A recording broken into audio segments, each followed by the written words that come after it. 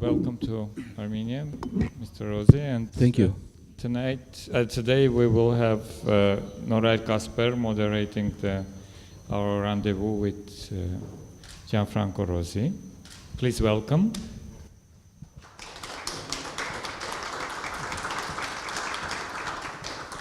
Norayr. Thank you, benvenuto, Gianfranco. Quindi I will do this in English, of course, for all of us. And most of you speak English here, or they need it? Yeah, but who needs really translation? So we know. Okay. Okay, great. Excellent. So you can ask your questions in Armenian. I can translate. As you see, it doesn't want to use the ear translation in any case. So I will start with a couple of general questions. I'm assuming everyone's seen his films that we screen here, 3 films. In order of at least the dates of release: 2008, Below the Sea; 2010, Sicario, Room 164; and 2013, Sacro GRA. In terms of general questions, I will do, ask a couple of questions, and then 3 specific questions of the 3 films that we saw, and then we'll pass to your questions. So if that's okay with everyone. I ask just something that when we talk, yes. If there's no picture, maybe when there's a pause, yes, but if there's a talk, then the sound is very... So unless they put it silent mode, yeah. So երբ որ խոսում եմ, խնդրում եմ որ չնկարեք մանավանդ ապարատները որ ձայնով են. Oh, perfect. So that's it. If it's not clear to everyone, just so please don't photograph while Gianfranco is expressing his thoughts. So my first question goes back to, in many ways you have your own story of displacement. You were born in Eritrea, in Africa, Eastern Africa, and you were displaced through the War of Independence, flown, as I understand it, to Rome. What's interesting about those years, when I read very quickly from what I could read, is that within very short periods, you are displaced to another continent, from Africa to Europe. You go around between Istanbul and Rome, and then once again you are displaced, or voluntarily, to another continent, yet America. So what's the story behind it? And during those formative years, which are very short from what I understand, from 14 to 20, sort of that period. Till 21, yes. 21. So how much of that, in many ways, influenced you, and what brought you to films? Well, of course, every expression in life influences us in every moment. For me, being born not in Italy and being born in Eritrea, in Africa, brought me to somehow a different perception of things. And then after, I never felt also part there, because I was there with my parents' work. They were transferred there for a period of their life. Then something happened which brought us to be there longer than supposed to be there. I had a sister that had a meningitis in that period there, so my family was somehow forced to stay there longer than the period that they had to chosen to be there. And then I went to Italy, and then from Italy to Istanbul, then from Istanbul back to Italy, where I studied medicine for 2 years at Pisa, the Normal School of Pisa Medicine. And then suddenly I discovered I was caught by the bug of cinema when I was 19 probably.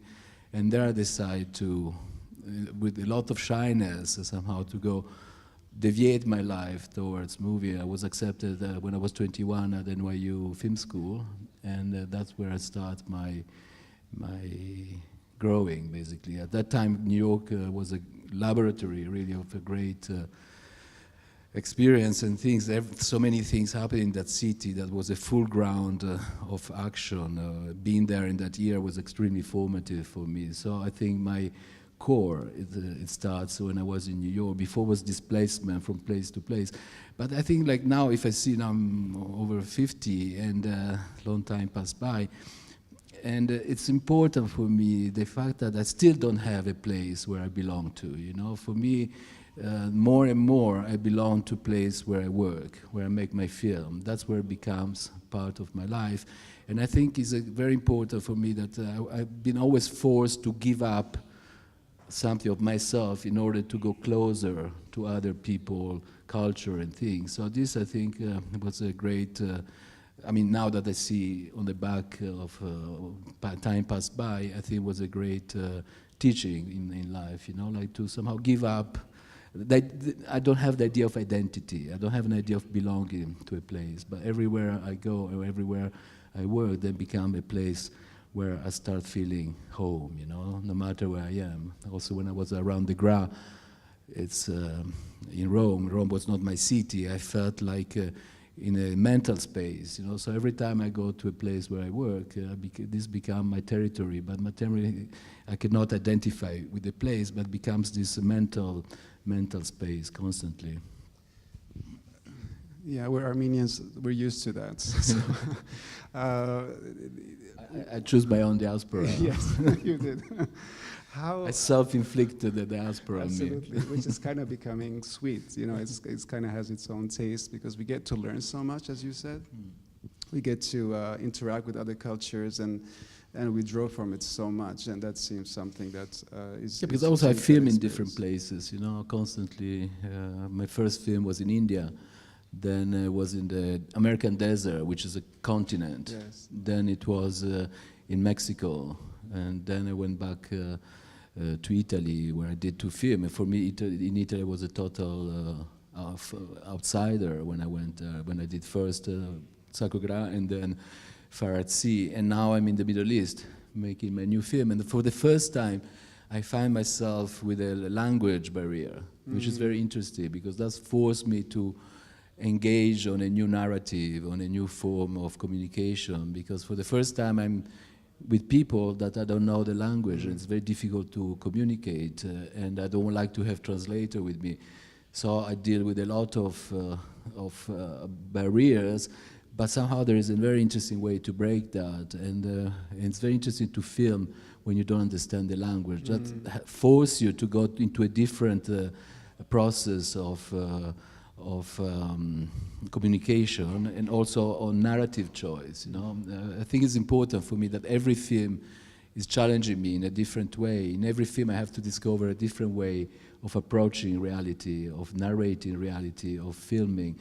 Until there is this, and in that's what I love about documentary. The documentary is the only form in cinema, I think, that allows you to experiment constantly. You know, with no experimentation, there is no documentary. You know, documentary from the beginning up to now, there's a constant form of watching reality, of dealing with reality. And right now we are in a moment where we are overwhelmed with images, with information, with things, that I think the duty for documentaries is not so much to inform anymore, but almost to take out things. The process is becoming the opposite. It's a process of subtraction, of abstraction, of suspension. You know, sometimes people tell me in my film I don't explain what's happening in the background. I don't want to explain. I want to leave the audience with a ground of interpretation. You know, I'm more interested in the space between notes than the notes itself. I'm more interested to cover that space of silence, if there is silence there, that space between notes than the note themselves, you know. It's very subtle the way you approach your subject matter, and exactly what you're saying. You have a certain sense of ease to kind of assimilate and integrate into your subject matters. Yes. He said, we're going to drink vodka. Yeah, that's he's bad influence, be careful. So that ease by which your films kind of flow through without ever touching so openly, yes.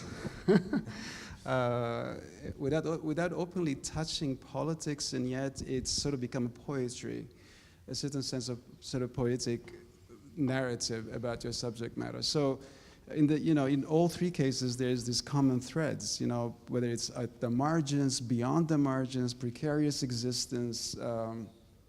I'm just wondering what draws you to these subject matters, and they seem to have a sort of various common threads, but still. Well, this is a big word, you know. Poetry is like something that I'm very scared to use. I'm not Parajanov, you know, that can use that word. He was a poet. I'm not a poet. I'm a filmmaker. I try to, but I like to use after more in the editing the language of poetry. What I was saying, to leave space of interpretation, you know, to leave space between words, to have one word go in so many different directions. And that's where the idea of subtraction and abstraction and the taking out is for me important, you know, in the moment of editing. But while I'm dealing with reality, first I have to encounter a space. And this space has a very strong thickness, has a past, has a present, has a future. And within this space I have to find characters, people. So the word encounter for me is fundamental, you know, encountering the space, the place, and then encounter the people that somehow reflect that space, because only in that space I could meet that people. And after I meet the people, it's so important for me that there is a sense of poetic vision on them. You know, all of my characters, they have that kind of element. So when I say below sea level, for example, below sea level, every person that is in the film, it's like if you read the dialogue, it's like Whitman or Thoreau poetry. And that's what, you know, they make the film somehow with their own element of narration, with their way of communicating. And that's for me the hardest part, is like to meet someone. But when I meet that, I know exactly that there is that possibility to go in that direction. So I spend a lot of time when I arrive in a location and I don't know where my film is going. And for me, it's very, very difficult to write before about the film. I can write 10 pages, 15 pages about an idea of something which is very abstract. I never tell the story of what the film is going to be, because I discovered the story with time. Mm-hmm. Time is like my biggest ally. Time. And I know when I start a project, I never know where I end, you know. And in this process, the time of the film is the time of the encountering with people, and it's the time of the people that I want to tell the story about. And it's the time of gaining trust between, you know, because when you may put a camera in front of someone, things change no matter what, you know. When people say, you're invisible, it's not true at all. I'm very visible, I'm very present. I use big camera. I don't use like a small camera. Usually there's a tripod, there's a sense of, there's a presence. And to arrive to that moment, there's a exchange and there is a change on both ways. I change and they change. And when I press the button, I don't know what's going to happen. That's the beauty of... and in that moment, I feel like, you know, like a scientist looking into a microscope and discovering a world. For me, it's very important to film looking into the viewfinder.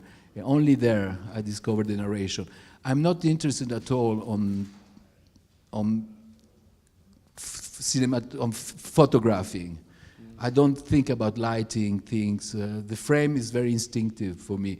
What is important for me is the relationship that I can create in order to gain the truth from the person that I have in front, or the truth from the element that is in front of me. And I think it's always very important to include in that frame things you don't see. So even when people speak, it's important that there is a before and after. So that moment has to synthesize what happened before and what's going to happen after. And that's for me what is important. It's not about framing, it's not about beautiful photography, it's not about making a statement with my camera, but it's about creating this relationship with the character. And I have to be able to go deep inside, you know, and it's never written that. So it's something that happens. And when that happens, it's an incredible joy. That's what I look for always, you know, the truth that, and that dynamic, and that's it takes a long time to gain that. And it comes across, like it's when watching the film, and of course I'm a cinematographer, so I am very aware of the way that your camera is being used. Your camera is definitely, it's not hidden at all, and it's not moving or intrusive in any ways, but we are aware, as you said, that it exists and it is interacting without being intrusive in any sense, in any shape or form. And that's the common thread that there was in all of them, but also sort of the angle. What my question also is like, how do you, in many ways, partly you respond to that question. At one point, do you choose the angle? Like, I kind of finally found the angle from which I like to so lock onto the story, you know, and they seem to be very different in your films, and you know, and the way you also use your camera is also very different, whether it's Sicario, whether it's Sacro GRA, and so where does that come from? Well, it's very instinctive that, you know, because as I say, there is not, when I film, I don't set up. I know there is a situation. I've been living so much with the people, with the cartel, before. It takes a long time for me to take out, and I hate to film. This is something I really hate, taking out the camera and filming, because I know that for me, making film is about missing moment. You know, it's not about grasping moment. Once in a while you can grasp a moment, but you can grasp that moment only when you lost many other moments before. You know, Calvino used to say that truth is something that passed by in front of you, and the moment you see it and the moment you turn, it's gone. There's that moment. But that moment has to be very important for me to grab. So the moment I decide to put the camera, because I feel that there are all the elements there, that okay, I'm ready to do that. It's very painful, that moment for me. And when I do it, it's pure instinct. You know, I don't change frame. I don't say, oh, this is a good angle, this is a bad angle. In that moment, I have to trust only the relationship. And if the now is the moment of the relationship, I have to take out the camera and I have to film from here. I cannot choose anymore an angle, because the presence that I created in that moment is the presence of truth, and is the momentum that allowed the persons in front of me to be truth. You know, so do you talk to them while you're filming? Yeah, but before a lot. Before, I spend a lot of time before taking out the camera. I spend a lot of time. You know, I have to become very close. I have to love my character. I can never film someone that I hate or that I judge. Even the Sicario, I liked him. Otherwise, I would never. Somehow, paradoxically, it's a person. He killed 500 people. Yeah, but when I had a relationship with him, that somehow there was a trust. Yeah. And when I was with him, I told him, I say, as a person, I judge you in a very negative way, but with my camera, I try not to do that, not to judge you. So for me, it's always important to find a frame that I think, of course. Then yesterday I met my very, very dear friend, Victor Kozakowski, that we know each other since 25 years. And I said, do you see my last film? I said, yeah. So what do you think? He said, I hate your frame. Everything was wrong. Lens, things, distance, you know. So in his perception, every frame that was wrong. He's like, very good character, very good structure, but wrong frame. So who knows what's their best frame? You have 1,000 possibility and you choose one, you know. But for me, the right frame is the frame that allowed me to have that relationship. That's the right frame. And I know that with that frame, something comes out. The distance that I find, the interaction that I have in that moment.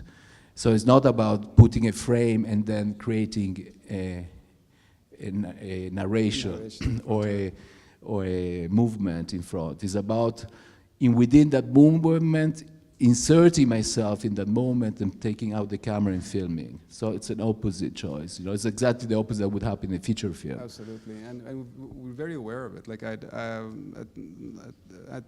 every point that I watched the movie, one of the worst things someone can tell me is like, I love your photography.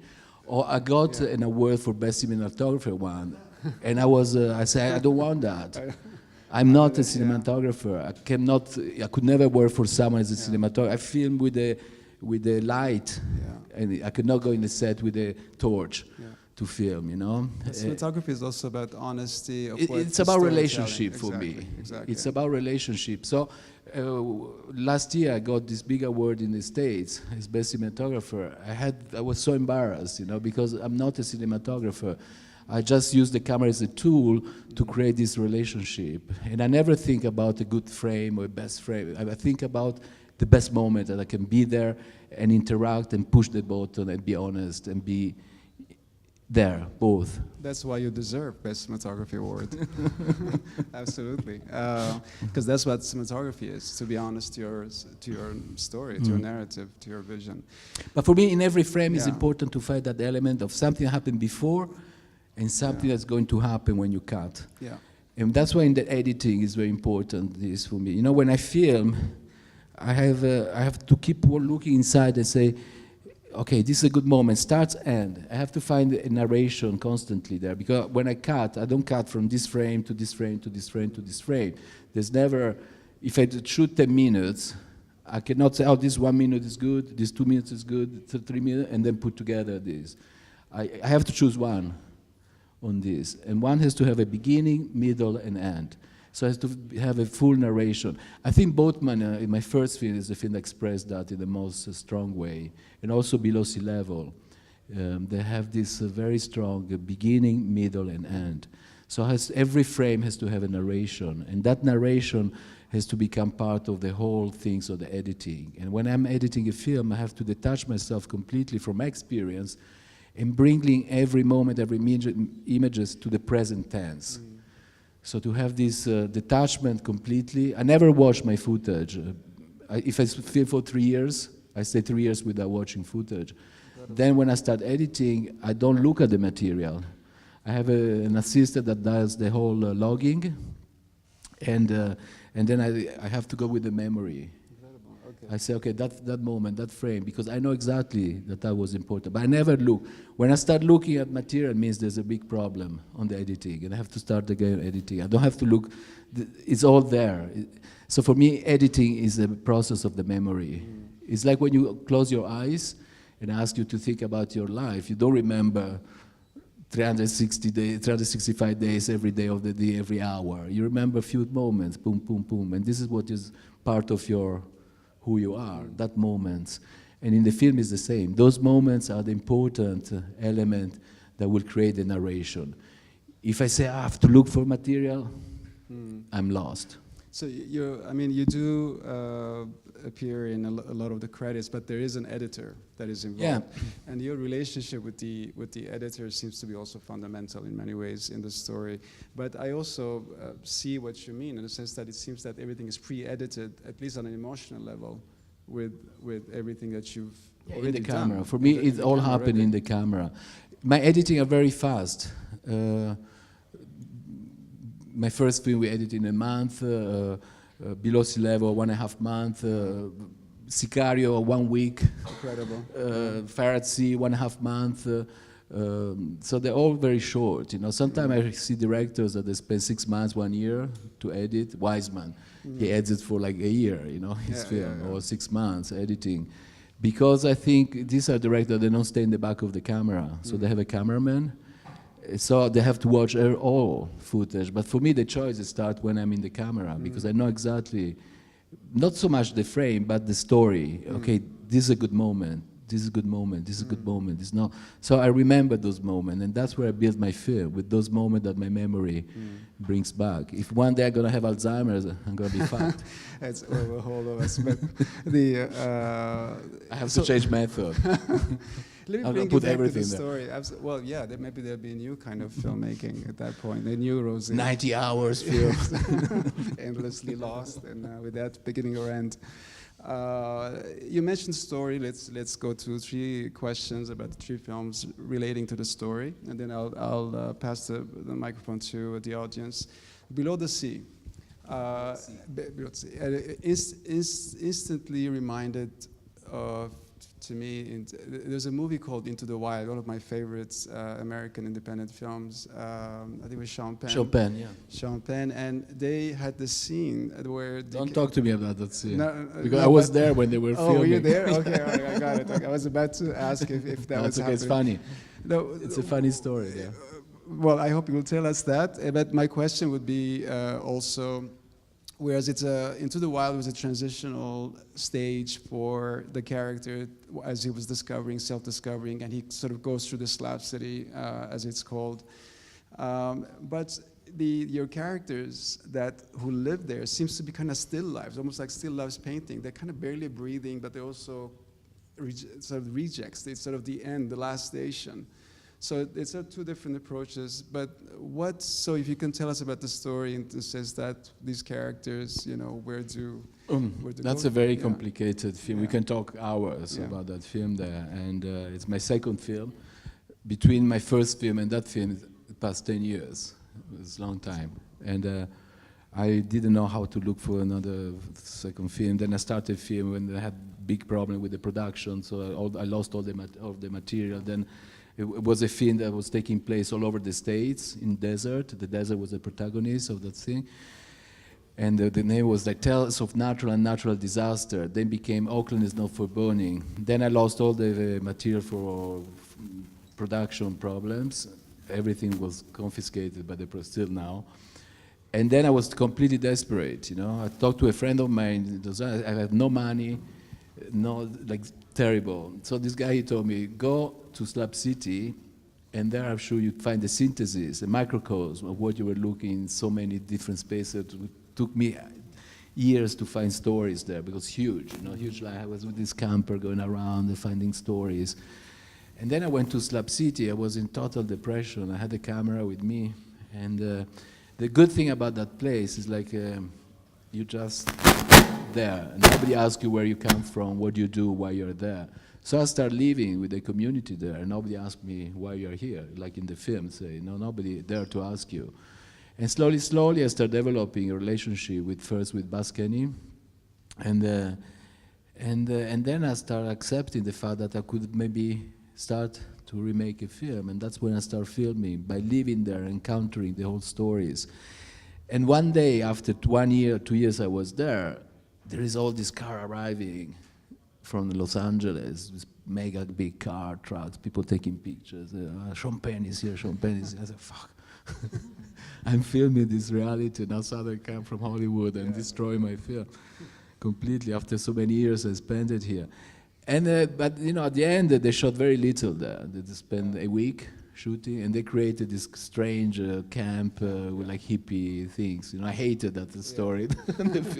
There's only one part of it. One part only seems to be more of a documentary. Yeah, but there was completely fake. You know, the whole thing, really? because they never closed. People there that spread. Yeah. There's no sense of circle there. It's like it's like an Indian camp. It looked the way he shot that, but everybody's hidden in a bush.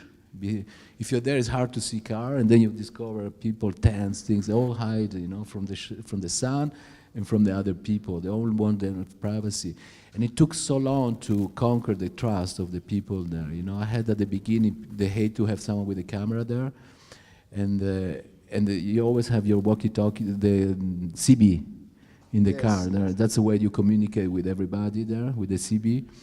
And I remember at the beginning I had so much antagonists. The guy said, fuck you, if you come and film me, blah, blah, blah. I was like, so one day I went there with the radios, I present myself, introduced myself, I said what I was doing. And I say, I promise you that nobody will be filmed unless you are willing to, and we have an exchange, and you want to be part of my film. So I will never steal any images from you. In fact, in the film, there's no other things but the character. I tend to do that in most of my film, you know, also in Sacro GRA. There are 3 million people around the GRA in Rome, and I have only 7 characters. You don't see any person. You never see other people passing by accidentally in my film. It's very rare. There's always a very direct, and only the people that are also in Fire at Sea, you know, only the people that I have an interaction, they're part of this journey. And these people, they become somehow, they have to represent and to absorb also the other things. When I say, their story has to be universal. Their story has to be a synthesis of other stories, you know? And that's for me, it's very important. Then once I have this, I can get rid of everything. It looks like there's nobody around there anymore, you know? Rome, it looks like there are only 7 people living in Rome. It does. There's that brings us... In Lampedusa, looks there's a kid and 5 people there. Extraordinary, you know? really extraordinary. I wish that film also. So there is a very strong intimacy there by getting rid of all the rest. But it's hard to arrive to that element of subtraction again, even when you film. It comes from you. It comes from within. Like that's your language, and it's so clear and it's so honest. You have such an honest filmmaking approach to your work that's you know, we'd like to say that a lot of people have them. In reality, it's very rare to see in filmmakers the sense of honesty towards the subject matter. It's a painful process. You have to give up so much. I realized that I gave up most of my life, intimate, personal life, by doing this. And every time I make a film, I always say, this is my last film. Because I say, I don't want to live my life like focusing on the subject, and then waiting you have for to mourn it. You kind of have to mourn what you've been through also at the same time. So every time I say, okay, this is my last film. I don't want. When I did Boatman, that's what I did. I don't want to make film anymore. And then it took 10 years, you know, and then after was like boom, boom, boom, one after another one. But now again with this film, I said, this is my last film, you know. the one that you do. Then I want to work with the students to teach. Okay, I'll join you. I'm old enough now. I'll join you.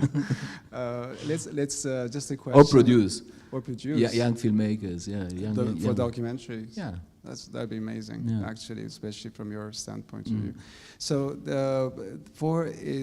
there's a visual paradigm in Sacro GRA, whereas, for example, that wonderful scene of that bearded guy is looking at St. Peter's, but obviously you never show it, but which made me think that the entire film lives in the imagination of people. People would like to be somewhere, or they desire to, and yet they're locked into their cubicles, which you film with such a sense of austerity in many ways, you know. So if you could, you know, talk a little bit about why Rome. This is kind of close to your heart. It's your country, you know, not of birth in this case, but of your ancestry. So what brought you to this subject matter? That was the first film. I mean, I didn't do many films. So it was my third film or fourth, something. But I didn't choose to do it. And I was coming from a hard moment in my personal life. There was a separation going on.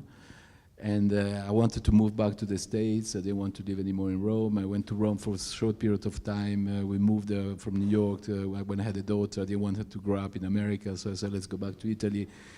And then I had a separation. And when I won the below sea level Cinéma du Réel best film there, I met someone that asked me, you should do this film in Rome. There's a great story, and then you are the only one that can do that. And I said, well, it's hard for me to do a film coming from other people. I have to encounter my stories. And then when I separate myself, when we got a separation with my wife, I felt like, I said, I go back to Rome, and my wife said, if you leave, we're not going to see each other. You know, it's like, so I said, maybe I should stay in Rome still. And then I called these people. I said, "You still have that film?" And I said, "Yeah, it's still available." It's like we were looking for the director, and then okay, I'm ready to do it. But I don't want to know anything about what you wrote in the script. I want to start doing from scratch, and that's how I start going around the GRA with. There was someone that Niccolo Bassetti, who was the first one that wrote the first idea, but I didn't want to read anything he wrote. And I started discovering this reality around Rome. This is the biggest highway in the world, probably, or in Europe, around the city. It's like a ring. Yeah. It's the biggest ring in Europe. Yeah. And it's a nightmare of Roman, because going inside Rome, you have to pass from this. There's always traffic, mess. But around the GRA lives 3 million people within this circle. In Rome, La Grande Bellezza is like 250,000 people. In the GRA, in these things, like 3 million people live there. And I discovered this side of Rome, which was like really like a Calvino invisible city, you know. I started discovering. I spent 1.5 years just with a wander, going around and finding stories. And since I found these 7-8 people around the GRA, and that became my reality. Suddenly I got rid of all the 3 million people potential story, and that became my core, the source of my carrying this project. That's why it has a sense of abstraction, that film, you know, of surrealism almost.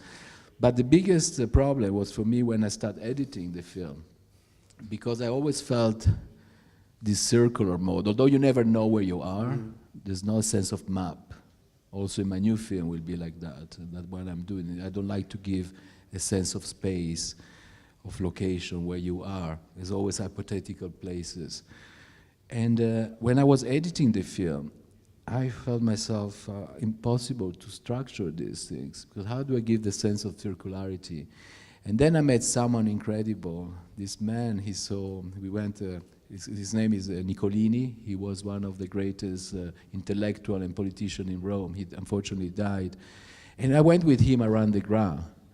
He wrote about this space, and I did this, there's a small film. It's called, anyhow, there's a small film, 20 minutes, you can see it on YouTube. Renato Nicolini. Oh, now it's not coming the title of my film. Can you imagine how bad it is? The title? Sacro GRA. No. The title of this 20 minutes film. Doesn't matter. They'll find it. We find it. I have a blink now. And then he told me something very important. He said, you see, this circle, you have to open up and make it like an infinite line. And that day I understood the film. I said, okay, this has to be like a village. Like there's a road, there's an ambulance, there's a church, there's a building, there's an airport, there's a bridge, there's some prostitutes. And once I detected that in my life, we edited the film in 2 weeks. Because that was so clear, everything. So it was a mental space, again, you know, that's very important. And, but that's a film that for me was very difficult to do, because Rome is not my city. And still around there, I could not identify. So for me, it was another space. You know, I spent 1.5 years, we not never go to Rome, almost. You know, I spent, like I was, who knows where, Mars or some other places. I was there with students. I was teaching that days I'm talking too fast? No? I was teaching in those days in Switzerland, and the dean of the university told me, why don't you bring 15 students on the GRA? I said, that's fantastic. And you know, only Swiss can afford that, you know, to pay for to plane, things, cars. And I had this fantastic 1 month experience with 15 students from the university, from Geneva University there, and it was fantastic because through them I started discovering other reality, and I discovered the space that became part of the film, the castle where the fake prince lives, and that became my home. For the rest of the film, I was living there in this bed and breakfast, and that became my central. Then I filmed that day, that small thing. But that was a fantastic experience. And I forced the student not to go to Rome. For 1 month, they never went to Rome, to the center of Rome. They only stay in this GRA. Each of them made a short film, 5-6 minute film, and they were very beautiful. Like then we edited in like one portion, and it was a fantastic experience. That. Can't wait to see it, and maybe we can leave the name with you know, the site so the audience can see it. That question one quick question at the end. Of course, there's the palm tree doctor, this amazing character who scientifically is trying in many ways to save the issue, not just physically, but he equates it to the human soul. He's saving the human soul. Yeah, that's a beautiful metaphor. Totally, and I think the film somehow, that paradigm, you know, carries all the way to the end. And what is amazing also is that a lot of us, whoever didn't live in Italy, you know, we think that Italy is just beautiful, Venice, Florence, and whatnot, and yet Italy is also that incredible paradox of suburbia. Yeah. Of precarious life, and also that we can find there, not just in Slab City in many ways, but just another version of it. And this doctor at the end is trying somehow he's botanist, to find, he's a botanist. And trying to make sense out of all this in many This ways. is another fantastic story there, because in 1.5 years, I met him at the beginning of my journey, and I was so close to him. I was spending so much time. Sometimes I park my van there and sleep in his garden. But I never thought how to film him. We became so close, and it was always like, I don't know how to film. He's so complex, this guy, that it's impossible for me to put. But it became my oasis also, that place. You know, when I was depressed or bored or tired, I used to go there, stay 2-3 days there and talk to him, and then go on my own things, then go back. And one day, almost at the end of my journey, he called me on the phone and said, there's horrible things happening. This punteruolo rosso, these bugs, I don't know how to call it, all Rome was being infested by this animal.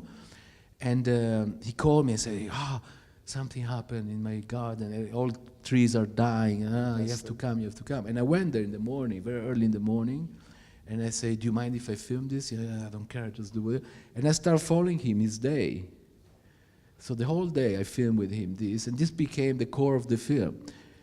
So I just filmed 1 day with him, but I knew him so well that every frame was somehow part of my experience that I had with him. So the whole shooting was only 1 day with him. Incredible. After one year I was around, And that somehow gave to the film a completely different sparkle, you know. Sometimes the answers come just when you least expect them, and in this case it has. But also, you know, every character was like this. I say, I want an ambulance, because when you're at the grad, there's always an ambulance passing by, accident constantly. So I say, I have to find an ambulance, but where do I go? And then I find this place where the ambulances are there, and I went inside. I said, making a film here, can I said, well, you need a permit. And I went, asked for the permit. They gave me the permit.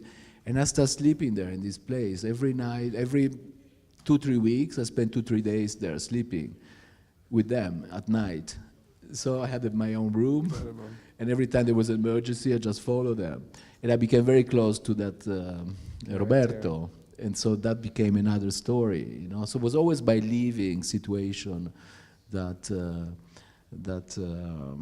was able to create this relationship with all the people that are in the ground, you know, with the cow, the prince, the nobleman, the one with the beard.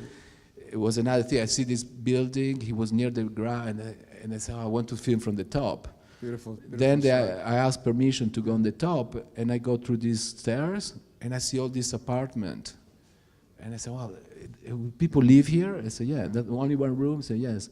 And I said, it would be fantastic to film.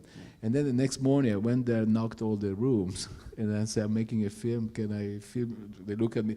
But he was like, come, please sit down. And it was, boom, immediately love. You know, like this interaction. He became part of the film. So everything somehow it gets this discovered. With no encounter, there's no possibility of making a film for me, you know, and that's what I love, to build the story constantly out of daily experience, daily encounter, daily things. But that must have been different when you did Sicario, Room 164. Yeah, Sicario is an instant movie. Yeah, and I mean... it's a 1-day shoot, 3-day shooting in Sicario. That's it, yeah. I mean, my last question, I'll pass on. So this, it's an incredibly chilling narrative about a subject matter that is, you know, beyond belief in many ways to listen to it. He's veiled. It's almost like a, you know, one shot, almost like a one shot. You hardly cut away from it.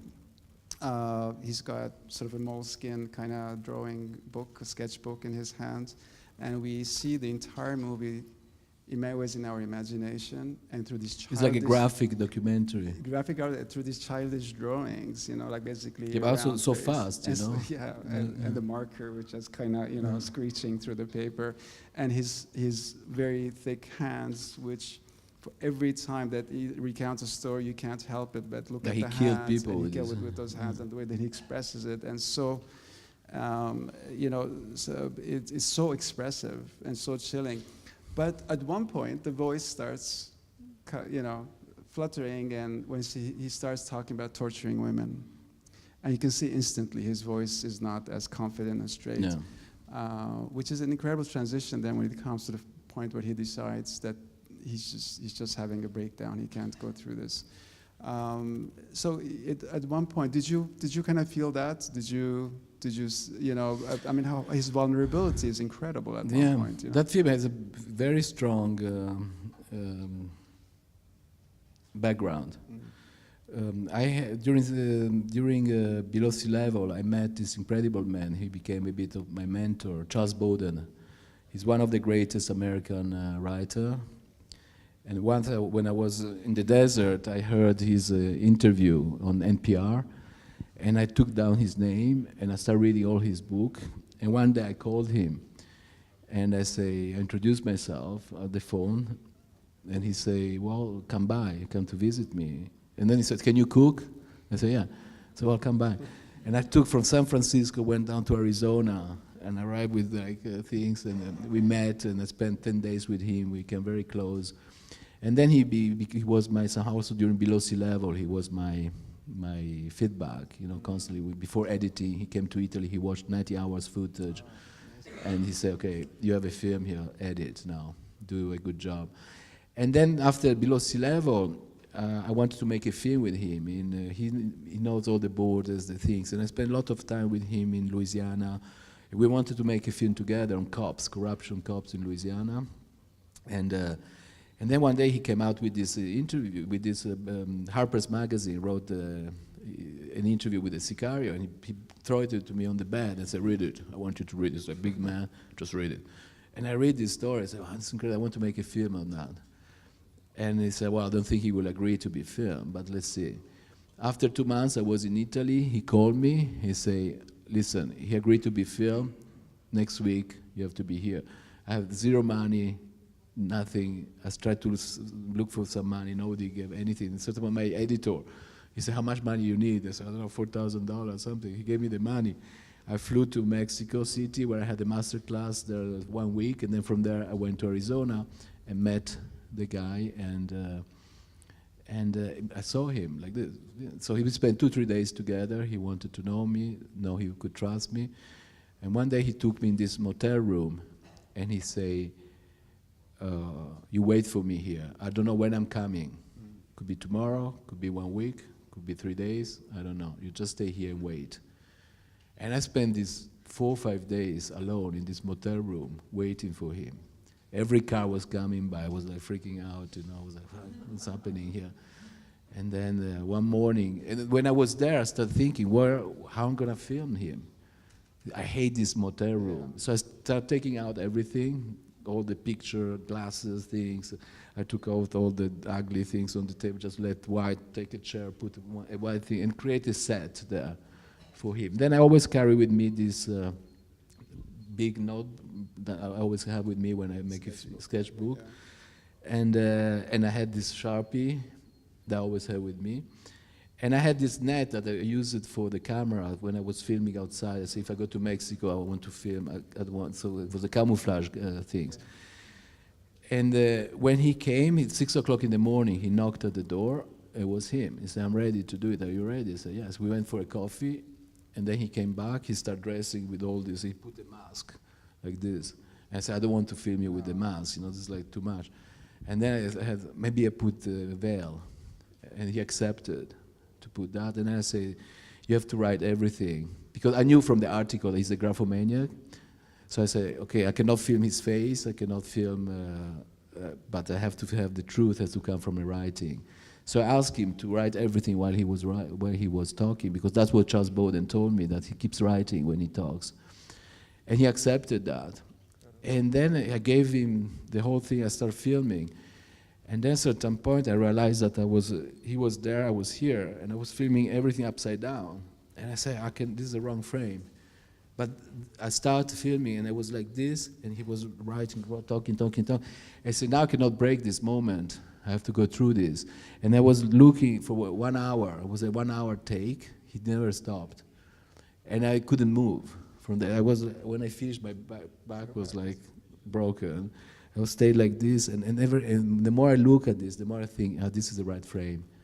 I think I cannot interrupt that. So there's this 1 hour confession from beginning to the end that he did. And when he stopped, when he does the boom, it's exactly I follow his narration. When he stopped there, he started crying for 1 hour.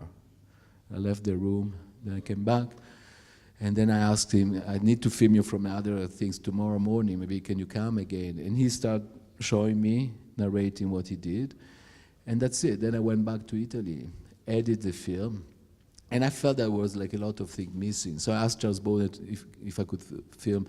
I wanted to do this reenactment. Then I went back again to the States. He wanted to see the footage. He approved the footage. He told me, take this out, or this out, this word, because otherwise, no matter where you are, there's always Guzman, his boss, is gonna come and find you. So this and this out. Trust me, do it. And I did. I didn't want Guzman following me because he gave some tips of who was his boss. And then I started filming this reenactment. I said, can you show me what happened in this room? And that's when he did all this crazy scene, And so it was 4 hours shooting the whole thing, the whole film, all together. And again, that was a film about trust. Charles Bowden had to trust me to give him this story. The Sicario had to trust me. I had to trust the Sicario. And the audience had to trust me, because the audience, at the beginning, people thought he was an actor. And it comes across. For a moment, you're thinking, is this performing art? Is this sort of anything that, you know, like in your face kind of... But then, you know, and on the editing, I follow his story. Yeah. There are only moments that is black, which cut from sinusoid things, you know, cutting. Yeah. And always we cut with Jacopo, and the moment he was doing, that was a cutting point. Boom, go to another story, like a whale. He was having this incredible. So we edited this film in 1 week.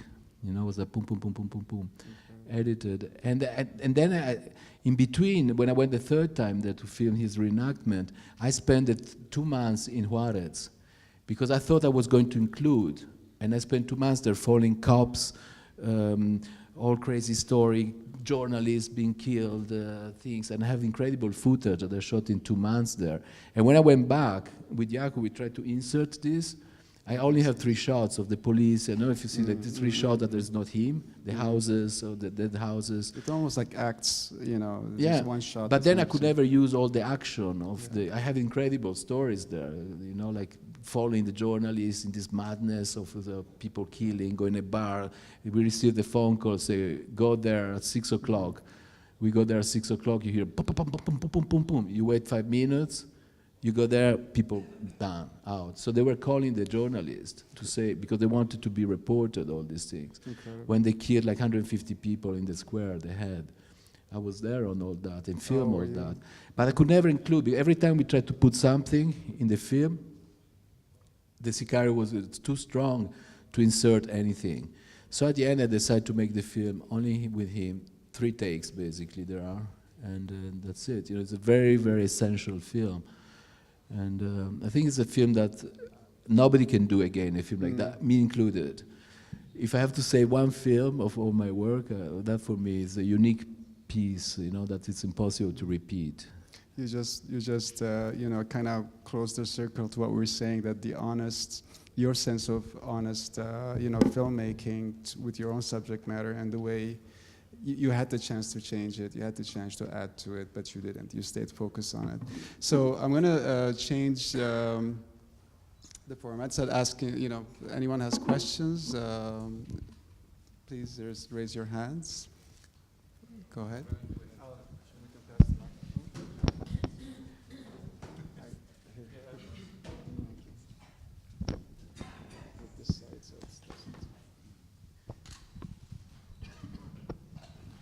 Բարոց, ինչպես է հաջողում ձեզ ամեն անգամ ձեր ֆիլմերի համար այդպիսի հետաքրքիր կերպարներ գտնել յուրօրինակ փիլիսոփայությամբ, ավելի շատ սպոնտան բնույթ է կրում, թե ինչ որ պլանավորած է արդենում պետք է նկարեք. I can't answer this.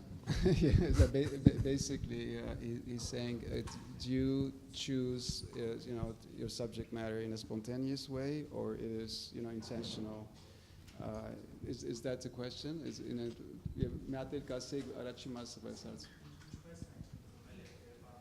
how do you find your characters? You know, that's because they're very interesting. Well, every film has a different story. Like Boatman, for me, was the first encounter. By chance, again, I made a short film in Miami when I was when I was a student and at NYU, and the film was about old people. That was when Miami there were no models. It was not a fashion place. It was like a place where people basically go to die. In Miami Beach, there were old people, only old people living there in these hotels. Yeah. And every morning I was filming these old people go to water and just encountering the water. There was this ablution, you know, this ritual of the morning bathe.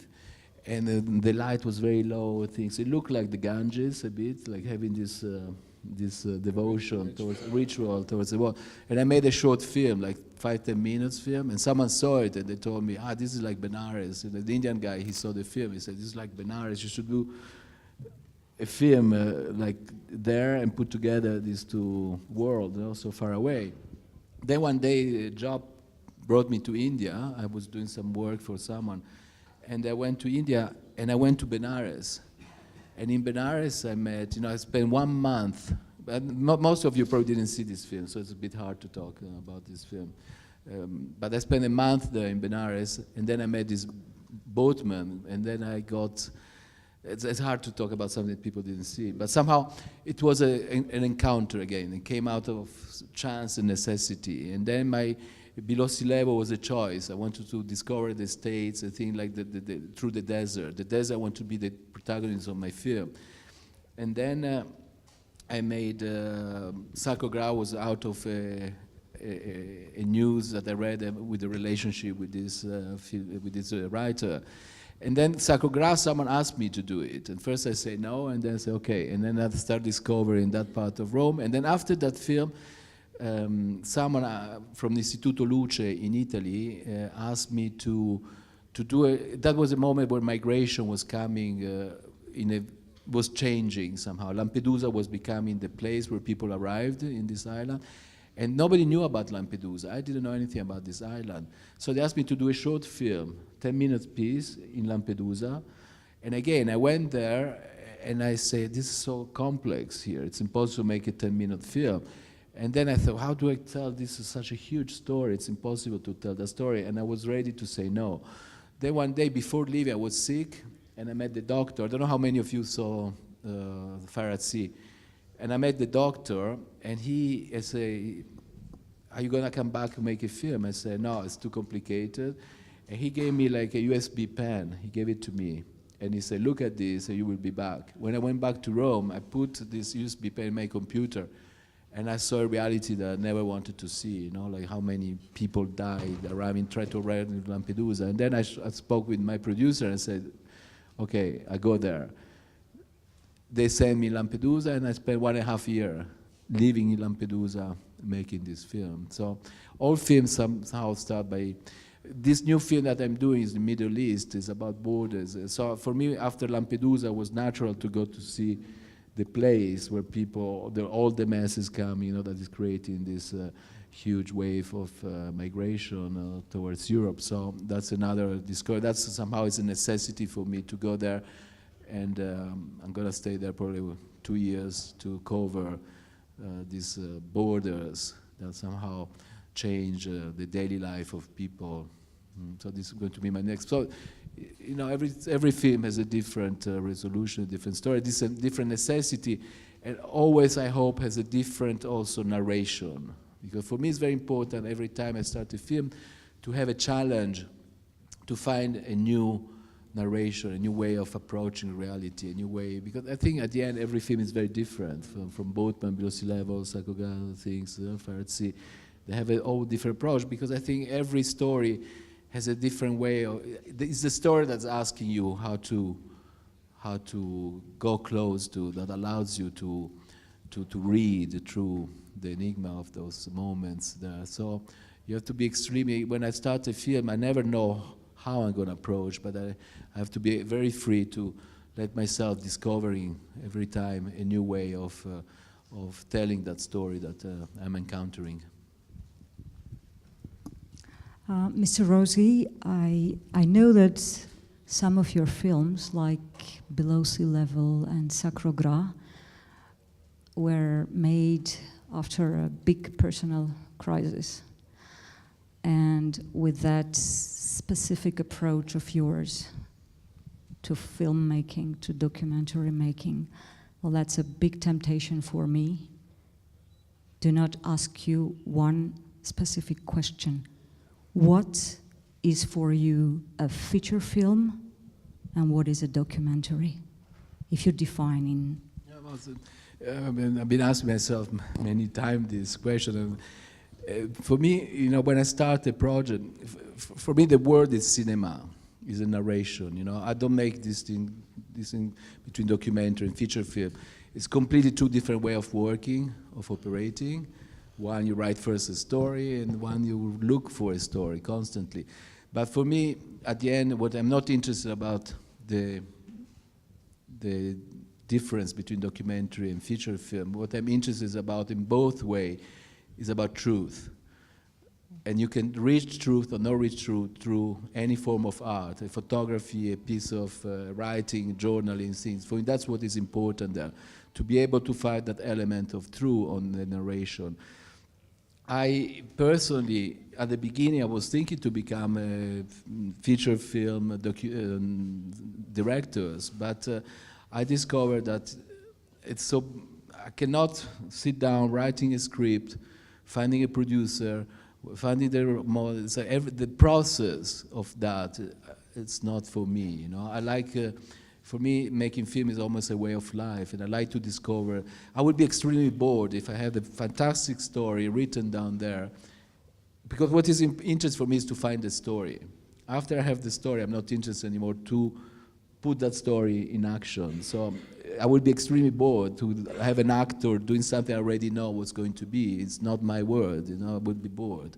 I would be bored to ask for money for something that I don't believe in so much. Because I think the language of cinema is extremely compressed in this moment, you know. I never see a movie now that, that gives me, but I see many documentaries that bring me to that thing. So, but I use the same language at the end, you know, because for me, the interaction that there is between the camera and the people in front of the camera is the same. When there is a story, it has to have the story of beautiful writing, or the words has to be in a certain way. I don't write that. I have to encounter the person that is in front of me.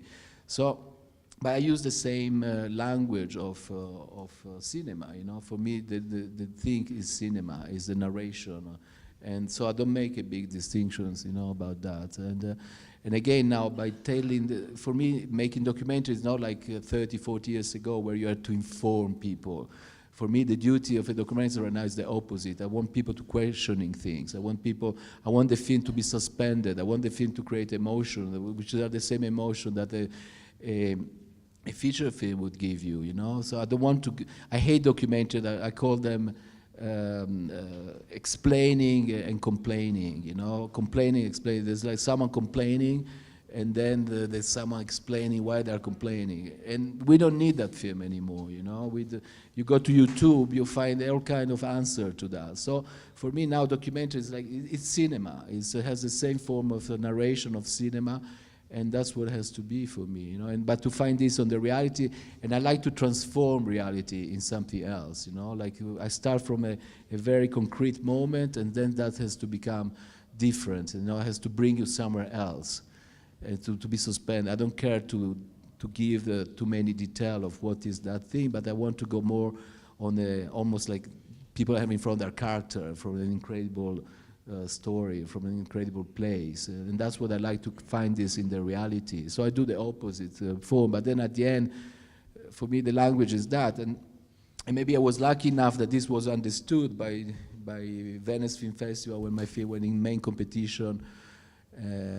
I remember I didn't want to win the Golden Lion. I was extremely shy. I said I cannot win the Golden Lion. And I think I was the only director in the world that when you're there, you know that you win an award, you don't know which one, and it's going 1, 2, 3, 4, and then it's like the last is a Golden Bear. And I was extremely embarrassed to win my film to win Golden Lion. The same thing was in Berlin when I win.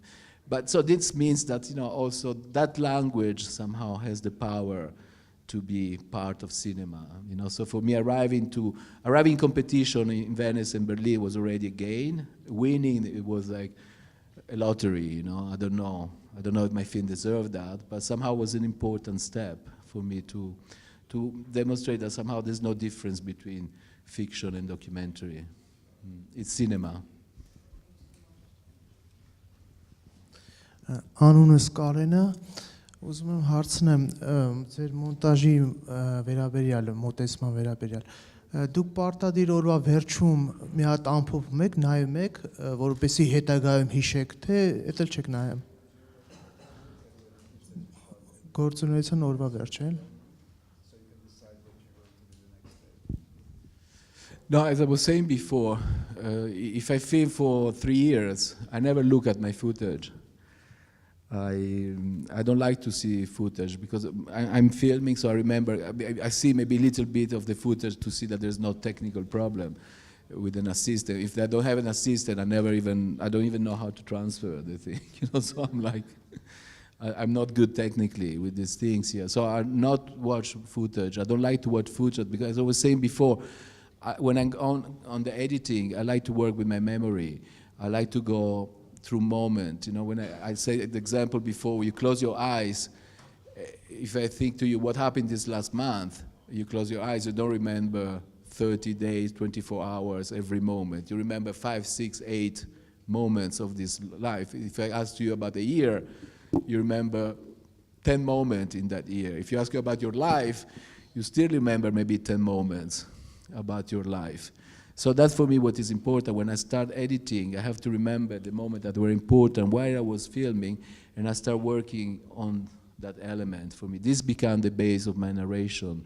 What my memory said, okay, that was important, that moment was important, that moment was important. And that's where I start building the editing. In fact, my editor, he never see the whole footage. When I do this selection first with my assistant, and then I log every character with what I believe is strong. And then the editor comes, look at only this footage. He doesn't see 90 hours of footage. He just see what I select on this, which at the end is probably 20 hours or 25 hours. And it's exactly what you've been, yeah, and it's what is important to me. For you at that point. Yeah. Net questions from Eric? Oh, sorry, okay, go ahead. Շնորհակալ եմ, որ եկել եք ու ձեր քննարկման ժամանակ բավականին հետաքրքիր էր ինձ։ Ես մի հատ հիմա կինոռեժիսոր եմ, ես մի հատ ֆիլմ եմ հիմա նկարում, որ դերասանի հետ եմ աշխատում, այսինքն ֆիլմը 3 պունկտ ունի, ես նկարում եմ իրական կյանքը, դոկումենտալ ոնց է դերասանը ապրում, թատրոնը, ոնց եմ թատրոնում հետո գեղարվեստական կինո է դառնալու։ Իմ համար շատ ամենակարևոր խնդիրը, որ ես բախվում եմ խնդրի առաջ, երբ որ դոկումենտալ եմ նկարում, դերասանը էլի խաղում է կամերայի առաջ, ոնց անեմ, որ մաքսիմում աննկատ լինեմ։ Ֆիլմը, այսինքն գլխավոր կերպարը, դերասանը, համ ես իրական կյանքում եմ ապրում, ոնց է ապրում։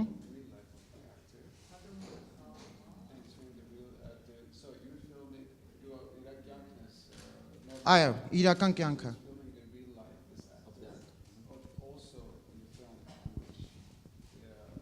Հետո թատրոնը, որ բեմադրություն է լինելու, նաև առանձին։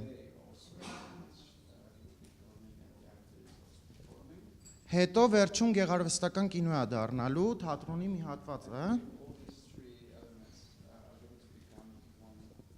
Ես այսպեսի մի խնդրի առաջ եմ կանգնել, ես կյանքում, այսինքն ինչ կերպար որ նկարել եմ, այդքան բարդ չի եղել աշխատել, ինչքան դերասանի հետ որ աշխատում ես, ինքը ավտոմատ, երբ որ կամերա է տեսնում, ինքը խաղում է, դոկումենտալ շատ դժվար է իրան մոտենալ, ոնց անեմ, որ մաքսիմալ իրան աննկատ լինեմ։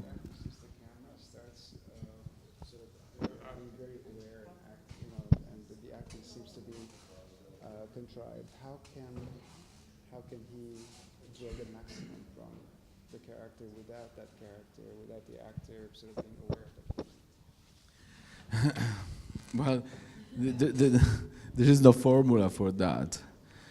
I mean, you say he's an actor, so there is probably a tendency on his own things to act, But at the end, the good news is like anyone acts in front of the camera. That doesn't exist. Even when you do an interview, people act. They perform, role. So for me, it's important. I don't think there's no way that there's a camera and person doesn't act. So what is interesting somehow is when this acting becomes to put yourself, to become your own actor of the things, and you have to find the truth of that. I never ask, that person would not behave in that way if I didn't have the camera, no matter what. So all this element of be true with the camera, the person has to change, the convention is bullshit for me. Everybody in front of a camera, if you do an interview, the person change. That thing he's telling you in that moment, he's telling you because there's a camera. If you take out the camera and we have a conversation, it would be different. So there is always an act. But I like what Eskilo say, like to perform without the knowledge of performing. And this is what you have to gain, What I do most of the time is I take somehow out the camera and I don't film. I go there, I leave the camera there and I don't film, you know. So the camera, I put always the sound on the people and I don't film, you know. So, but I have to be able to, I spend so much time with them that when I enter in a situation, it's part of their life. I don't ask them to do certain things.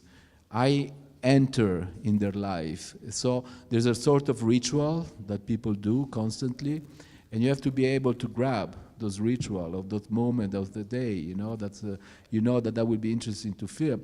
And when you take out the camera, it has to be, you know, a process that is already a natural thing for me and for them. But I cannot expect that there's no acting, because when people say, oh, he's acting, the important thing is that acting belongs to his own truth. It's like being an analyst, you know, when some analysts, they know that the patient is lying, but also from the lie, you have to capture the truth of what he's saying. You know, many people go to the analyst and they lie to the analyst, but the analyst doesn't say, is he lying to me or not? So you just have to, he has to grab from that information the truth, even from the lie. It's like a lawyer that is defending someone that is saying, I'm innocent, or the lawyer has to believe that he's innocent, although he knows he's not, and has to work through that. So it's somehow the same process. You know, you have to be able in this very blurry and murky land to move, and you have to find together the truth. And what has to find, you have to build trust. With no trust, you will never reach that moment of truth. So it's always about trust, I think. You have to create this interaction between you and your actor or your person, because first he's a person, then he's an actor. And so you have to be able, that's part of directing, you know, that's part of your job to do it. That's why at the end there is no difference. Where is the person? She left? The person actor asked me the question before about if there is a difference between feature film. Yeah, she left. I was giving her. Yeah, exactly. She got bored. She had an answer and she left. I got my answer, now leave. I got what I want. Exactly. That's it. That's the truth. Yeah, it's also reflects. Now, what I was saying about so at the end, you know, it's always directing something. You have to be, you know, when I won the Golden Lion with my film, there were like some old complaining directors in Italy that they say, oh, this is a scandal, how a documentary can be winning the Golden. The guy, he doesn't even know how to, he never worked with an actor. He doesn't know how to direct actor. Well, I don't like to direct actor the way you direct actor. To that, I wouldn't direct the way you do. But it's always a matter of understanding who you have in front, you know, because an actor is not an object, it's a human being. So you have to be able also from the actor to grab his own nature, his own truth. You know, there are actors that when they work with other directors, they're terrible. Robert De Niro, he's only good actor with Martin Scorsese, or at the beginning with what's the name of when he did the Cacciatore, the Deer Hunter, he was that Cimino, yeah. But then in all the film he's doing now, he's like Bob, give me number one. He has like these three faces that he does, and yet if he works with Scorsese, is fantastic still now, you know, because there is a relationship between the two of them. They know each other since 40 years. There is a way of talking to him that he knows how to grab his truth, and his truth is a human being. It's not actor De Niro, it's Robert De Niro, the person that he's able to take. So I think that what you have to do is grabbing from your actor person what is really inside of you, and building this trust. This is what is important, I think. So it's not the camera, it's you in many ways, you know. So yeah, because the camera is an accessory. Yes, absolutely.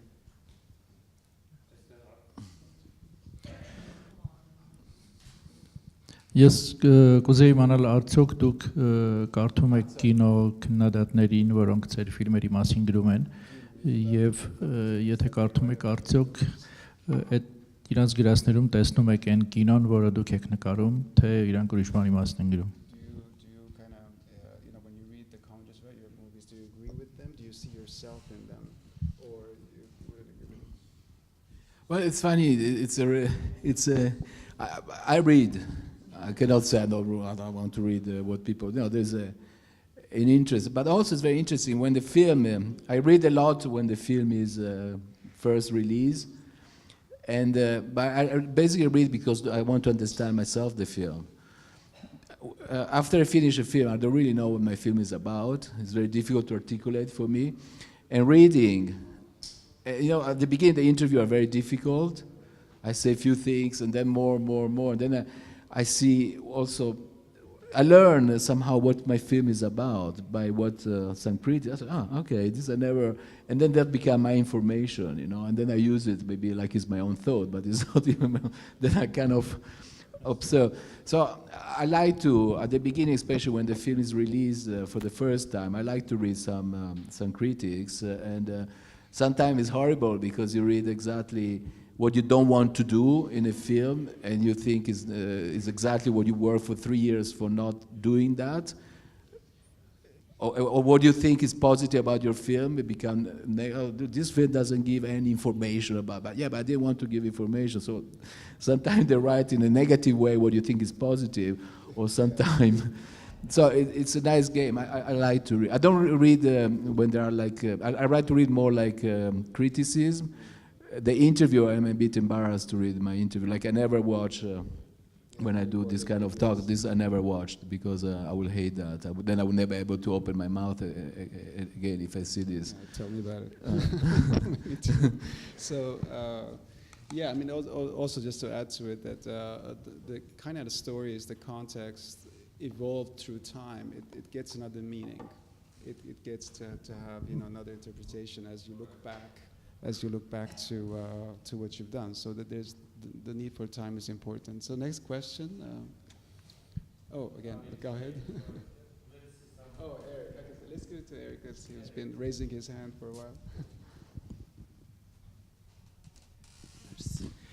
Thank you very much for being so articulate and passionate. As you were speaking about Thoreau and poetry and all these incredible nomadic journeys you've taken, it reminded me of a quote by Harold Pinter. And he said, the language is... Harold Pinter? Harold Pinter. Mm-hmm. He said, the language is a tool we use not to communicate. And in a lot of times these days with the democratization of technology, I feel like cinema, and especially documentaries, it's a tool that is obsessed with vision, but not perception. And your films have such perception and they have such empathy because your ally is time and your ally is the immersion into the soul of people. So my question goes to the beautiful statement you made about you're not interested in the notes, but you're interested in the space between the notes. And in a lot of ways, you talking about your process of filming, you and your subject are two notes. You are the storyteller and your subject is your note. So there's these two incredible notes. Is the camera, do you ever feel an obstacle for you filming it first person? Or what is the space between that relationship? And from all your films, has there been one instant where you felt that the subject actually completely changed the way you perceive how you tell stories? And is there an example you can share with us about how the subject became the storyteller, helped you tell that story? Well, I think in Boatman, I don't know if you saw Boatman, my first film, there is a very clear dynamic of how this changed, First, the film is very personal. Almost you hear my voice here and there, or interacting with I didn't know, that was my first experiment of making film. So I was completely like a neophyte, like I didn't know anything about filmmaking, camera things. So I was discovering the language of telling story. Can the people there not talk in the back? Because is there a party going on? Shall we join the party? No, because I feel I'm missing a party there. It looks like it. Looks like they're drinking something. They're just having more. Okay, so. Yeah, sorry, in that film, somehow it's clear that process of evolving from an intimate interaction about being me protagonist and asking certain question and then getting somehow shy about that element and become. The film is shot all in a boat with a boatman. It's the story of an hypothetical day. What are these voices? Ah, the translator. I'm sorry. Can you please? Was him? Because I keep hearing a voice, and it's like, who is talking? Sorry. You see? I apologize. Are you translating also? I apologize.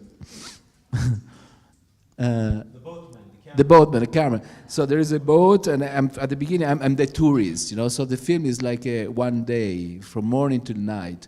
So there's it took me 4 years to do this film, but the editing is like one day from morning. So also the relationship I keep with this man that became my fantastic relationship with him looks like it's one day, you know. I give some money to him for a journey on the Ganges, and then I leave the boat.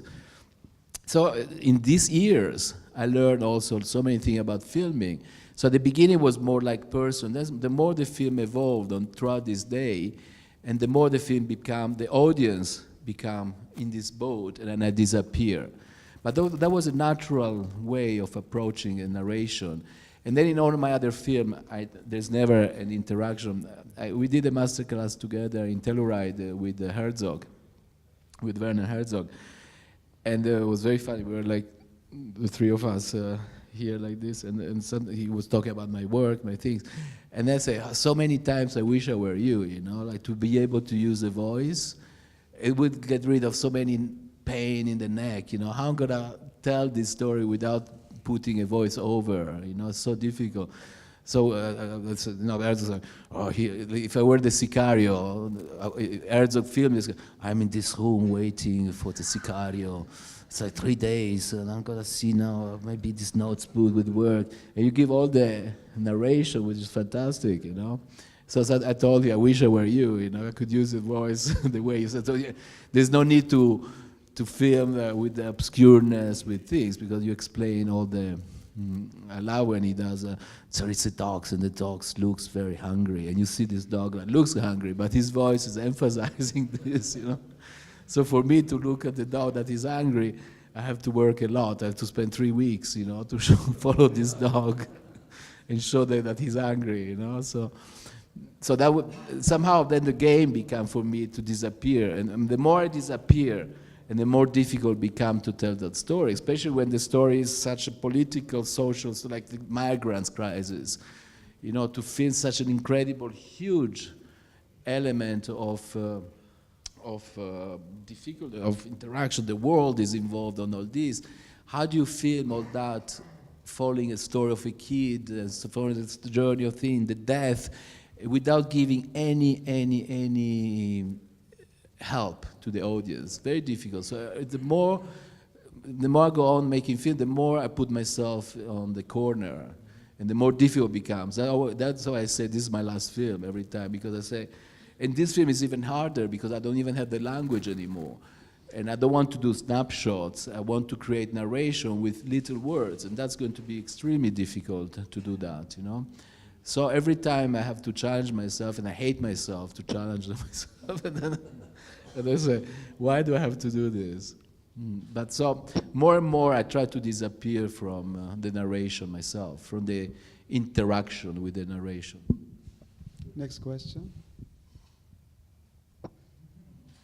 A follow-up question from you. Yeah, let's do it. Otherwise, it's like yeah. torturing him, like a Sicario. Let's put the If you have another question, put it together now. Անցյալ հարցին որ պատասխանեց, լիարժեք համաձայն եմ, որովհետև ասածը ես ապրում եմ։ He agrees with what you said. Համաձայն եմ ամբողջությամբ, որ վստահությունն է պետք, որ կարողանաս կերպարին բացես լիարժեք, բնական։ Եվ հաջորդ հարցն եմ ուզում տալ։ Ուրեմն երբևիցե եղել է ձեր մոտ մի հատ իդեա, որը որ նախորդ պատկերացրել եք, որ դուք դա կարող եք անել, ու սցենարը որոշակի գրել եք ու գնացել եք նկարահանման հրապարակ, նկարել եք, ասենք 50%-ով ֆիլմը ու հասկացել եք, որ ձեր ուժերից ավելի վեր է, որ այդ ֆիլմը պետք է ավարտեք ու ձեզ ժամանակ եք տվել, ասենք անցել է ինչ-որ մի ժամանակ 5-6 տարի, նոր այդ ֆիլմը ավարտել եք։ So did you, do you kind of have an idea, write it down, then just go and film it, and at one point you realize this is way too big for you, and then perhaps some 5-6 years later you go back to complete it? Does that happen to you? No, never happened that, no. Because once I start, it's like a joy. Like, also, before I start filming, I have to have an idea of the whole thing. I cannot start filming if I don't have all the character or the people I choose. Once I have 5, 6, 7 persons, or in case of the Sicario was one, but I have to, before I start filming, I have to have to know that at least 80% of the people that I want to film are there. And somehow these people, they have interaction between. So when you stop and start the other one, so there has to have a link between these people, There has to have something that unifies them. And usually what unifies them is the sense of poetry on them, on all of them. I never find someone that complains about life. I always, in Sacro GRA, nobody's complaining, These are people that really harsh life, but somehow they're all like bigger than life, So I have to fall in love with all these people. And once I have 5, 6, 3, 4 people, and then I start this journey, I never leave them out, Not once I start the film. Even maybe he has a very small role in the film, but I start all together. And then I start working, first with him, but I bring all of them till the end, I never left anyone outside on the editing. So you never abandoned it, man. No. You kind of... Even there is one person in Farad Sea, the one that goes underwater. I wanted to film, I tried to film a lot on the land, but he could not, when it was a camera, it was impossible, I could never reach, but that was by fault. So I only filmed him underwater, where he was very comfortable. And, also my editor, he said, why you have to use this guy? We don't know who he is. But for me, it was important to be in the film. And I think it's an important element. Even if you don't know anything about him, you see this guy walking, go underwater, and leaving, you don't know anything about him. But, in life, you don't have to know everything about people. Sometimes you look at something, and this is interesting, then disappear the person. Some story that just disappear, you don't close. In Sacro GRA, the actor of photo romance, of photo, we follow him like a main character, and then boom, he disappeared because there was no space anymore for him. But I am there with him, till that moment. And then when he disappeared, you have to. That's why in the editing it's very important when you cut from a story and to go to another story, you have to cut before that story becomes too interesting. Because otherwise there's no space to go to another story. So you have to cut always before people would say, I'm missing him. People, they never have to miss the story, but they have to be engaged in another story. And it's very nice and interesting process to go from one character to another character to another character. I was watching a film today that a friend of mine did it. And unfortunately, he was following 4 stories, and 2 stories were okay. The 3rd story was not working so much, so strong. So when he goes from one story to another story, I want to know more about why you left me. And then he goes back to the story, So it's important when you do interacting between things, people, they're not going to miss what they're looking. So you have to cut a bit earlier before that story, because then it's too late. Then you want to see only that story, So you have to go deep, more deep. There's no time to go back anymore. And so when you cut to another story, people are not interested anymore because they want to know more about what you just left. So that's an interesting way of, when you're editing, to know when cut. But I don't know if I answer you. Did I answer? Because then I went to another. What was the core of his, what was it exactly? Basically the idea, an idea that you go with, that you already written and thought about. No, never happened, And that's what, for me it's very easy because I don't know when I finish the film. So till the film is finished, I don't have anxiety about when I'm gonna film the film, My perfect film would be to start now filming and finishing 20 years and not editing myself the film, Someone else would edit, like a posthum, like after my death, someone will edit the film. But that would be the ultimate film for me, to keep shooting. But once I finish a film, I forget about the film. I don't watch the movie anymore. I don't think it's out, and that story is out. And also when I work in a new movie, it's hard for me. At the beginning to do this, so I had a lot of anxiety because I don't remember anything anymore about my previous film. But then it's not true, because when you're forced to talk, then things come out. If I were in my room alone, I wouldn't have a single thought to write down about, and yet, things come out. So it's a demonstration that when you are in an interactive situation, your brain goes in a different direction. So again, when the camera is there, you go in a different way. When you're forced to talk on something, you start thinking in a way that you would not do when you're alone in your room writing or do. Absolutely. Yes.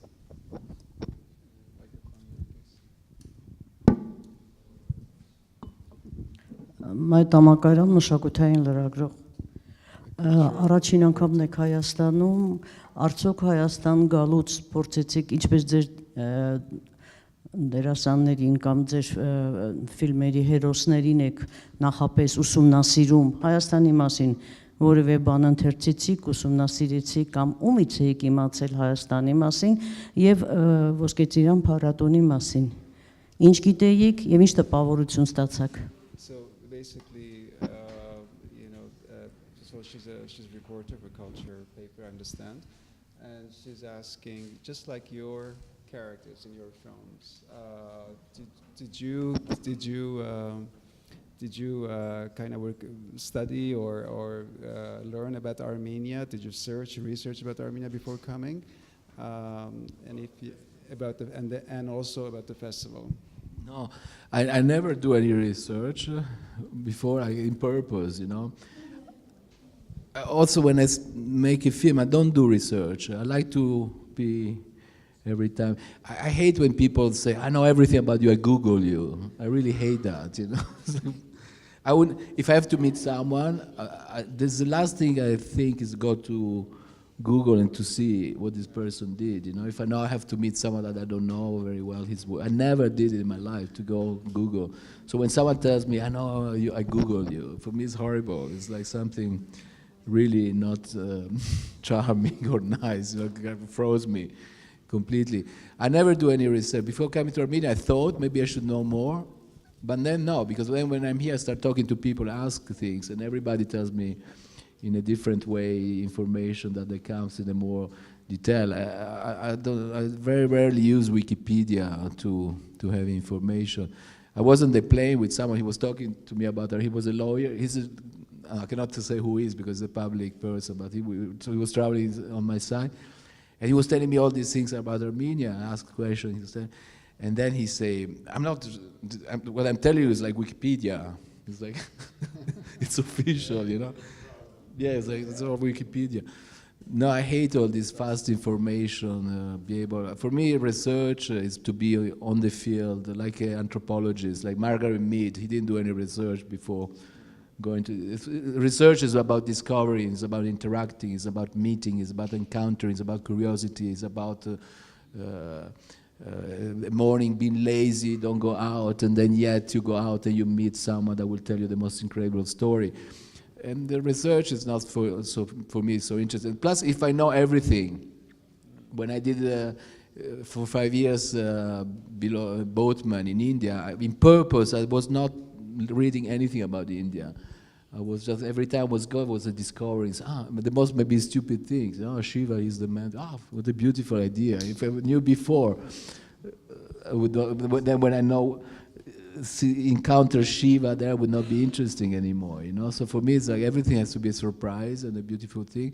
I didn't know even about the Parajanov Award, what it was. I'm learning here, and tonight they gave me the Parajanov Award. But when I didn't go to see what is the Parajanov, who got Parajanov's award, No, when I'm there, I learn things. So I never do research, just to make it short.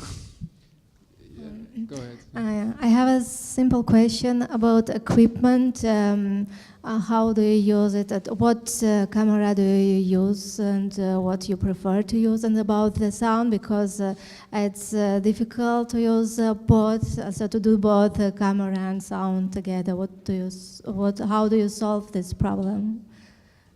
Well, I come from a school where when I started making film, there was only 60 millimeter. So I come from that school, which was a very good school. There was no digital. When I was NYU, New York University, digital was didn't exist, they were like television. It was like ping pong. So there was completely different media. So never used. So I learned to make film with 16 millimeter, which was fantastic, because you have 10 minutes, and that 10 minutes cost through €400 at the time, because to buy the film and to develop and to think was very expensive, So that thing has a weight. So before pushing the bloody button, you have to think twice.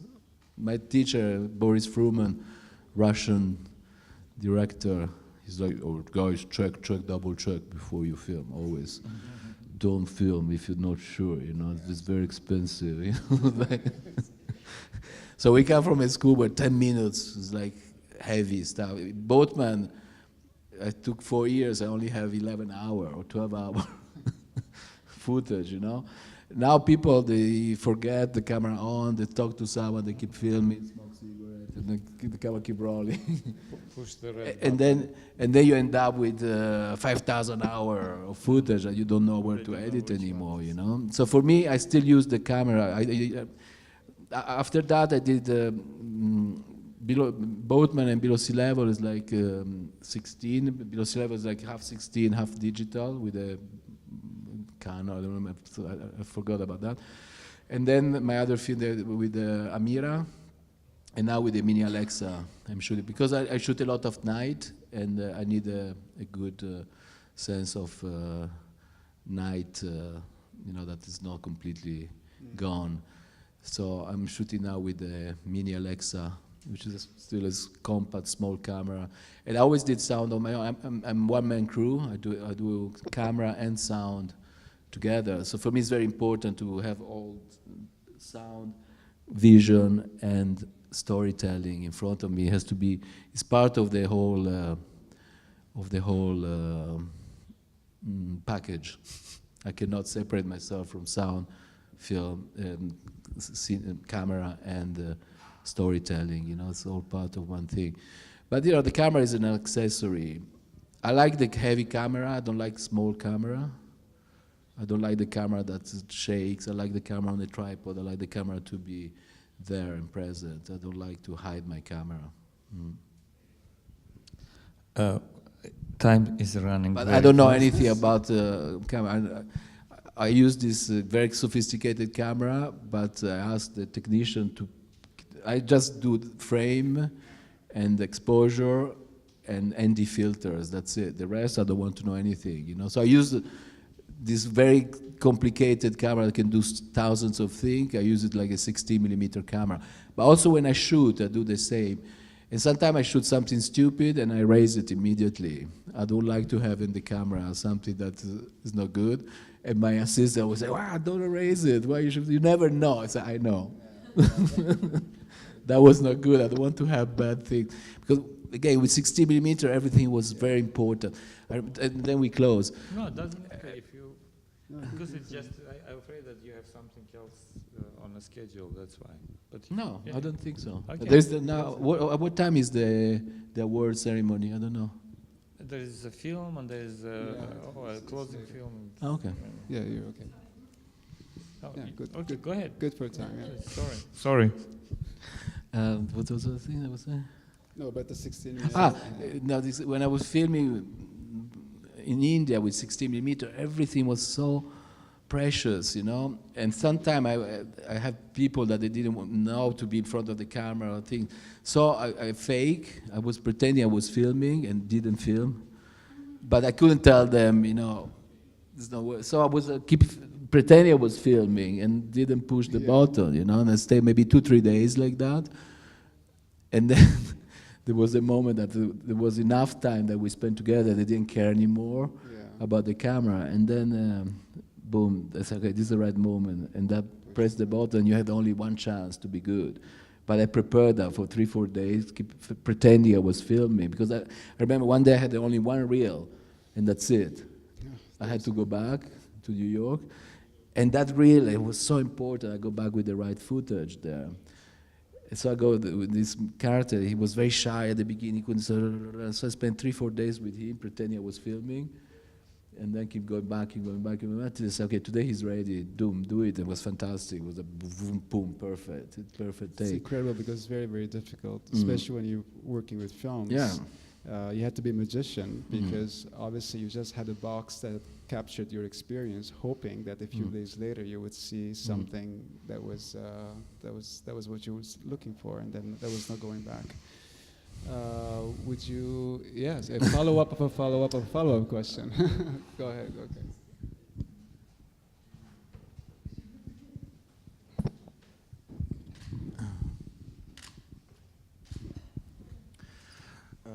Իտալական կինո ինդուստրիայում շատ հայտնի, այսինքն օրինակ Ռոսելինին որ չլիներ, Ֆելինին հնարավոր է ռեժիսոր չլներ, որովհետև երկրորդ ռեժիսորը էր աշխատել ու շատ լավ պատմություն կա, որ օգնեց, որ Ռոսելինին օգնեց, որ Ֆելինին ռեժիսոր դառնա։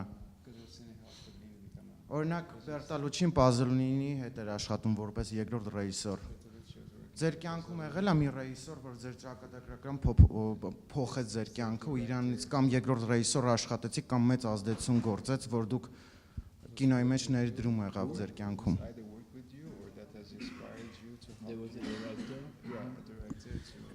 You know, I arrived in cinema very late, and I started watching movie when I was 18, 19. And I didn't grow up with the cinema culture. I just discovered within the cinema when I was doing medicine. I used to take a lot of pictures when I was a kid, but I was fascinated by cinema in a very abstract way. And so I'm not a cinephile, you know. I don't have this big culture on cinema, which somehow is also a bit my freedom, because I never felt the weight of this huge. I think I saw Rossellini movie when I was probably 22, 23, when I was already started making film. You know, I discovered very late all these giants on cinema, and this was somehow gave me a lot of ignorance. Somehow helped me a lot on that element, you know, because probably if I would have saw all these previous, it would be much difficult for me to discover the Ganges, you know. I saw the film of Rossellini on India, on the Ganges, after I finished my film. I saw Satyajit Ray movie after I finished to shoot, because it probably would have frozen me completely, you know. And you know, when I was doing, when I was at NYU, I love to I start experimental cinema, poetic things, narration that was like not conventional. I was making all these strange film, very experimental film, 3 minutes, 5 minutes, and then my teacher, still Boris, said, "Why are you doing this?" It's like, look, if you want to do this, you have to watch this filmmaker. And then I see the Parajano film. I was like, whoa, this is like, you reach a high level of experimental. And then I got frozen, you know, and then I went to documentary after that, you know. Parajano's blocked me. Destroyed your filmmaking. Destroyed. Yes. The second question you did not answer, not only about Armenia, but also about the festival. What did you know about the festival for coming? About this festival? Yeah. Well, I knew many people told me about Apricot. A lot of friends that they came here, filmmaker, and I met Harun 6 years ago. We were in the jury together in St. Petersburg, and we had a fantastic time together there. We were in the same jury, and then the next year, actually no, the previous year, he had a retrospective. or after, I don't remember. But no, before I saw all his movie at the Cinéma du Réel when I won with Below Sea Level. So I encountered all his movie, and then I found I loved his film, his documentaries. And then I encountered him at this festival. And he immediately invited, we got really close bonding together. And immediately invited me the next year to come at the festival here.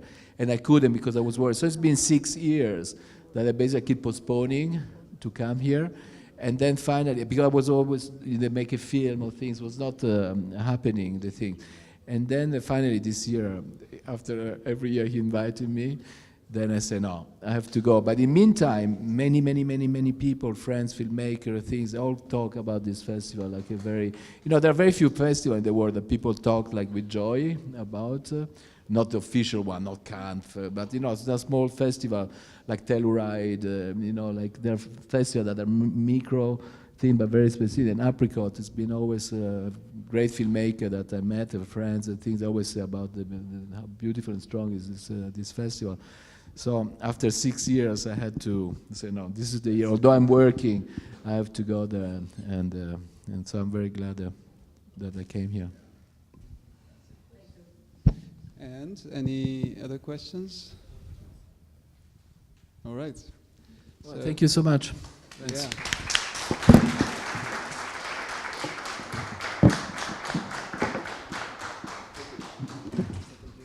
Thank you very much. Thank you for coming. And Norayr, thank you for moderating. And Artash Emin, thank you for translation.